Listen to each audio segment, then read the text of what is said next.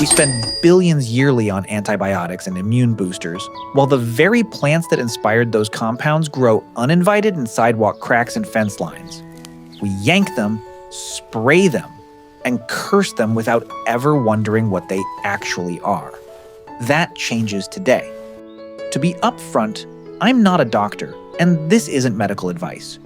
We're talking about the real, peer-reviewed antimicrobial activity found in some of North America's most overlooked plants.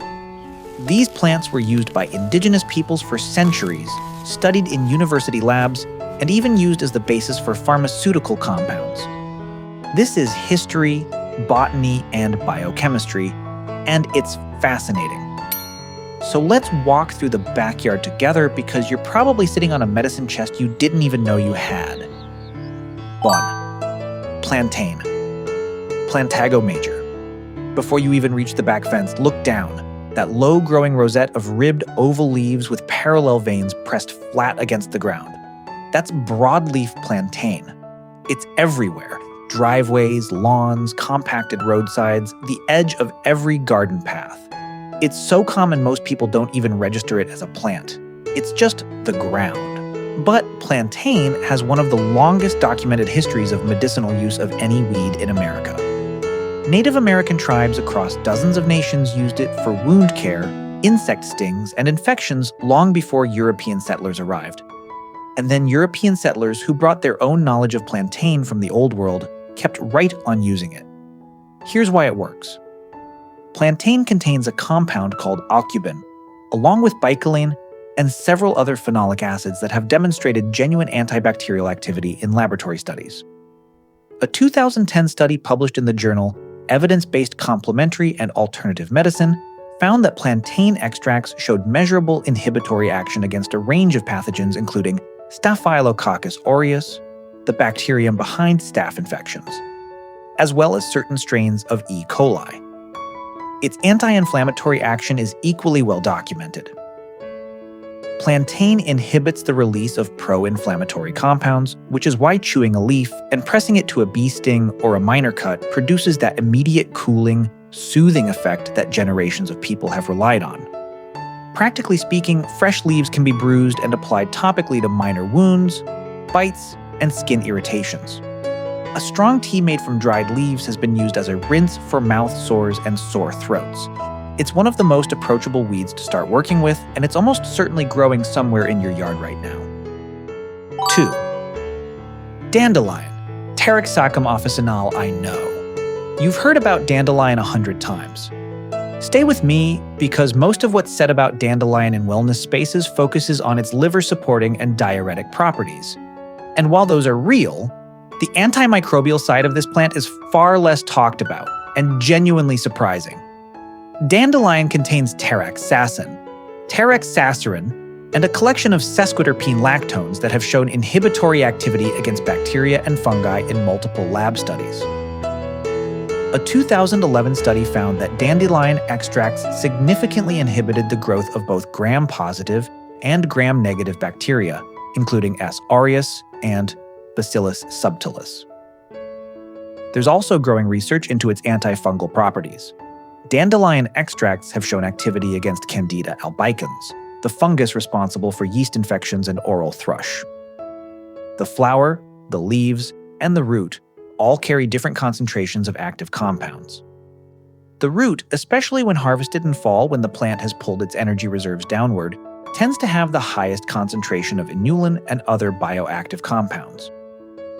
Roasted dandelion root tea has been a staple of folk medicine cabinets for at least 500 years in Europe and was brought to America by early settlers who actually planted it intentionally. It wasn't always the lawn enemy we treat it as today. 3. Yarrow. Achillea millefolium. Yarrow is the plant that soldiers used to pack into wounds on the battlefield, and the name Achillea itself refers to Achilles, who, according to myth, used it to treat the wounds of his men. That sounds like legend, but the chemistry backs it up. Yarrow grows in disturbed soils, meadow edges, roadsides, and open lawns across most of the continental United States. It has feathery, finely divided leaves and flat-topped clusters of tiny white or pale pink flowers. When you crush a leaf between your fingers, it gives off a sharp medicinal smell. And that smell is telling you something. Yarrow contains chamazulene, camphor, and borneol, along with flavonoids like luteolin and apigenin, all of which contribute to its potent anti-inflammatory and antimicrobial activity. Clinical studies have confirmed yarrow's ability to inhibit bacterial growth, with particular effectiveness noted against gram-positive bacteria. Beyond its antibacterial properties, yarrow has well-documented hemostatic properties, meaning it actively promotes blood clotting, which explains its centuries-long use in wound care. It doesn't just fight infection at a wound site, it also helps stop the bleeding that creates that wound site in the first place.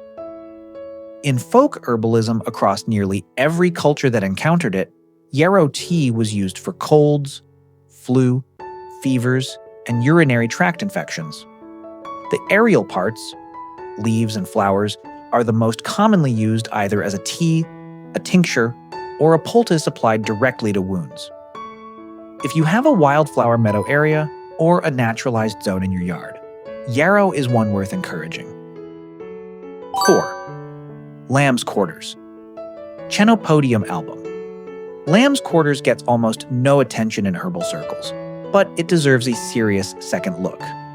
This fast-growing annual, the one with diamond-shaped leaves coated in a powdery white film on the underside, is one of the most nutritionally dense weeds you can eat, and it carries a quiet but real antimicrobial profile. The leaves contain saponins, flavonoids, and phenolic acids that have shown antibacterial activity against several pathogens in laboratory analysis. Research has specifically identified activity against S. aureus and E. coli, as well as antifungal properties. There's also documented antioxidant activity from its high polyphenol content, which supports the immune system's own ability to fight off infection. Beyond its medicinal side, lamb's quarters is edible and actually delicious, tasting something like spinach with a mild, earthy sweetness.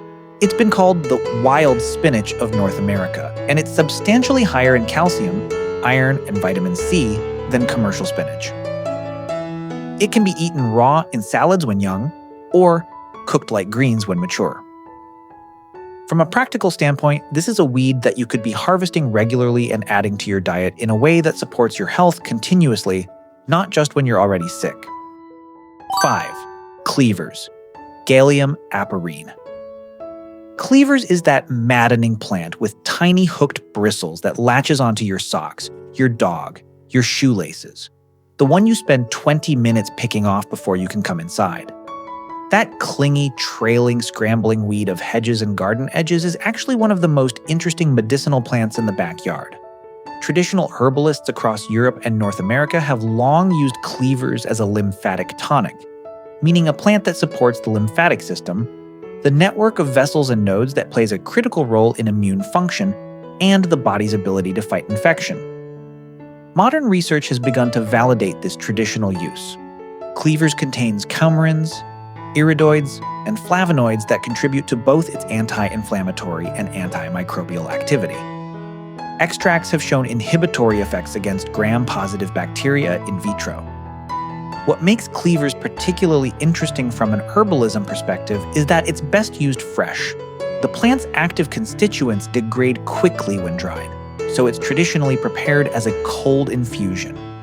Fresh plant materials soaked in cold water overnight and then strained and drunk. In the spring, when cleavers is young and tender, it can also be juiced. It's a plant that rewards people who are willing to work with it in season. And in most of the United States, it comes back reliably every spring. 6. Garlic mustard. Alliaria petiolata. Here's one that will surprise you. Garlic mustard is widely despised as an invasive species. And it genuinely is invasive, spreading aggressively through woodland edges and shaded garden borders across the eastern and midwestern United States. But before you pull it up and throw it away, consider what you're actually holding. As the name suggests, garlic mustard has a pungent garlic-like odor when crushed. That odor comes from isothiocyanates and glucosinolates, the same class of sulfur-containing compounds found in garlic, mustard, and the entire Brassica family. These compounds have been extensively studied for their antimicrobial, antifungal, and even antiparasitic properties. Research has documented that isothiocyanates are effective against bacteria, including H. pylori, the bacterium responsible for most stomach ulcers. They've also shown antifungal activity against Candida species and broad-spectrum antibacterial effects. In addition to its antimicrobial chemistry, garlic mustard is genuinely nutritious.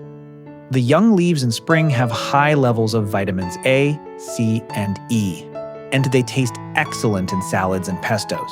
The garlic flavor is distinctive, but not overpowering. Because it's invasive, you're actually doing your local ecosystem a favor by harvesting it aggressively.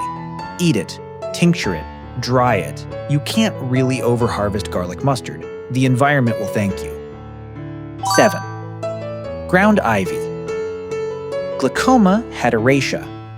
Ground ivy is one of those plants that creeps across the shaded, damp corners of American lawns and drives homeowners to distraction. It spreads by runners. It roots wherever it touches soil. And it's remarkably difficult to eradicate once established. It also smells wonderful when you walk on it, a sharp, minty, resinous scent that hints at what's inside. Ground ivy is a member of the mint family, and like most of its relatives, it's loaded with volatile oils including rosmarinic acid, ursolic acid, and other compounds with documented antimicrobial and anti-inflammatory activity. Medieval Europeans called it alehoof and used it to clarify and preserve ale before hops became standard, which tells you something about its antimicrobial potency right there. They weren't adding it for flavor, they were adding it because it kept the ale from spoiling. Ground ivy tea has traditionally been used for upper respiratory infections, sinus congestion, ear infections, and urinary tract infections. Research supports the antimicrobial rationale behind these uses. Rosmarinic acid in particular has been shown to inhibit bacterial growth and viral replication in multiple studies, and it's the same compound responsible for the antimicrobial power of rosemary and sage. Two plants we treat with considerably more respect than ground ivy typically gets. 8. Common chickweed. Stellaria media. Chickweed is the delicate, matting weed that emerges in early spring and late fall, preferring cool weather and moist soil. It has tiny white flowers with deeply notched petals that look like 10 petals but are actually 5. It's soft, succulent almost, and it colonizes garden beds with extraordinary efficiency. It also happens to be one of the gentlest and most versatile medicinal weeds you'll encounter. While chickweed isn't as dramatically antimicrobial as some of the other plants on this list, it contains saponins and flavonoids that support its traditional use in treating skin irritations, rashes, minor infections, and inflammatory skin conditions. Research has confirmed anti-inflammatory activity, and extracts have demonstrated modest antimicrobial effects in laboratory settings. Its most distinctive property is a pronounced ability to soothe and cool inflamed tissues, whether that's itchy skin, mild eczema, or a healing wound. Chickweed poultice is one of the oldest and simplest folk remedies in the American herbal tradition. You mash the fresh plant and apply it to irritated or infected skin. The effect is immediate and genuinely useful. Taken internally, chickweed tea has been used as a gentle respiratory tonic and mild diuretic. Like lamb's quarters, chickweed is also entirely edible. It has a mild, grassy, slightly sweet flavor and can be eaten raw in salads or added to sandwiches. 9. Burdock. Arctium. Minus burdock is the plant responsible for those burrs that became the basis for Velcro, the round, hooked seed heads that attach themselves to everything. It's a large, dramatic plant with massive elephant ear leaves and a thick taproot that can extend 2 feet into the soil. It grows on disturbed ground, roadsides, and open areas throughout most of the United States, and it's been regarded as a medicinal plant across Asian, European, and Native American traditions for thousands of years. The root is where the most concentrated bioactive compounds live. Burdock root contains arctigenin, a lignin with well-documented antimicrobial, anti-inflammatory, and even anti-tumor properties in laboratory studies. It also contains inulin, a prebiotic fiber that feeds beneficial gut bacteria, and polyacetylenes, which have shown specific antimicrobial activity against S. aureus and other pathogens. A 2011 study found that burdock root extract demonstrated broad-spectrum antimicrobial activity, including against fungal species. In Japanese cooking, burdock root is called gobo and is eaten as a vegetable regularly. In American folk herbalism, it's most often prepared as a root decoction simmered in water for 20 to 30 minutes and used as a blood purifier and lymphatic tonic. 10. Wild violet, Viola sororia. Wild violets are the cheerful little plants with heart-shaped leaves and purple or white flowers that appear each spring throughout most of North America, spreading slowly through lawns and garden beds, perfectly content in shade or sun. Most people either love them for their beauty or resent them for their persistence. Either way, they deserve to be recognized as something more than a pretty nuisance. Wild violets are exceptionally high in rutin and other flavonoids that give the plant significant antioxidant and anti-inflammatory activity. They also contain salicylic acid derivatives, the same class of compound found in willow bark and the chemical basis for aspirin, which contributes to their traditionally recognized anti-inflammatory and mild antimicrobial properties. Research into violet leaf extracts has shown activity against certain bacterial strains, though the plant's most substantiated value tends to be its remarkably high nutritional content rather than direct antimicrobial effects. Wild violet leaves are one of the highest plant sources of vitamin C available in the American landscape, higher, ounce for ounce, than most citrus fruits. They're also very high in vitamin A. A diet that regularly includes wild violet greens provides substantial immune-supporting nutrition, which is itself a profound form of protection against infection. Sometimes the most powerful thing a plant can do isn't kill bacteria directly. It's build the body's defenses so strongly that bacteria can't get a foothold in the first place. 11. Curly dock, Rumex crispus. We end with one of the most architecturally distinctive weeds in the American landscape. Curly dock is that tall, upright plant with long, wavy-edged leaves at the base and a towering, rusty brown seed stalk that persists through winter, rattling in the cold wind long after everything else has died back. You see it along roadsides, in abandoned lots, in the disturbed edges of fields and gardens throughout the entire country.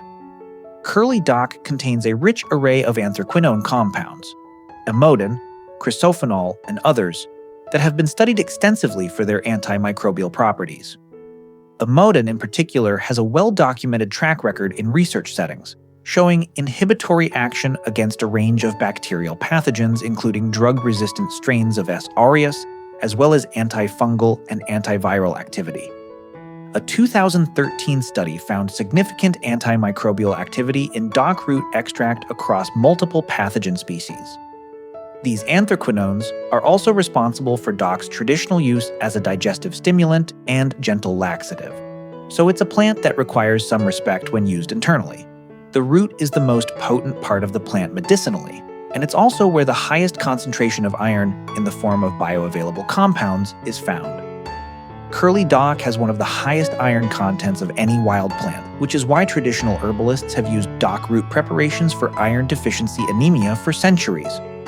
Topically, fresh dock leaves have a long-standing folk use as a remedy for nettle stings, not just soothing through their physical texture, but likely also through the bioactive compounds they contain. The young leaves in spring are edible, though they're bitter and high in oxalic acid, so they're best boiled in a change of water and eaten as a cooked green rather than raw in large quantities. Like burdock, the root can be harvested, dried, and powdered or simmered as a decoction. Here's what I want you to take away from all of this. These 11 plants are not the exception. They are the rule. For most of human history, for the overwhelming majority of the time that human beings have been on this earth getting sick and recovering from illness, dealing with infected wounds and seasonal sickness and all the rest of it, we have not had pharmaceutical antibiotics. We have had the plants growing around us. If you found this useful, share it with someone who might appreciate it, a gardener, an herbalist, a neighbor who's always pulling weeds on Saturday mornings and doesn't know what they're throwing away. Drop a comment below telling me which of these plants you already have growing near you, because I'd genuinely love to know. And if you want to go deeper into using any of these plants at home, identifying them, harvesting them properly, preparing them safely, I've got more coming on each of them. Take care of yourselves, and I'll see you in the garden.